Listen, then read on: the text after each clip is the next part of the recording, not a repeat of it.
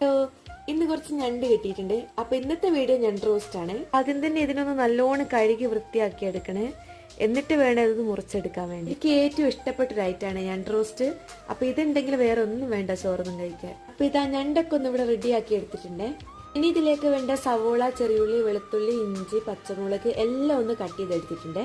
ഈ ഒരു ചട്ടി അടുപ്പിലേക്ക് വെച്ച് കുറച്ച് വെളിച്ചെണ്ണ വെച്ച് ഉലുവ ഒന്ന് പൊട്ടിച്ചെടുക്കാം. കറിവേപ്പിലയും കൂടെ ഇട്ടിട്ടുണ്ട്. ഇനി നമ്മൾ കട്ട് ചെയ്ത് വെച്ചിട്ടുള്ള പച്ചക്കറികളൊക്കെ ഓരോന്നോരോന്ന് ഇട്ട് കൊടുത്ത് എല്ലാം ഒന്ന് വഴറ്റിയെടുക്കാം. കുറച്ച് ഉപ്പും കൂടി ഇടുന്നുണ്ട്. മുളക് പൊടി, മസാലപ്പൊടി, മഞ്ഞൾപ്പൊടി ഇത്രയും കൂടെ ചേർത്തിട്ട് നന്നായിട്ട് ഇളക്കിയെടുക്കാം.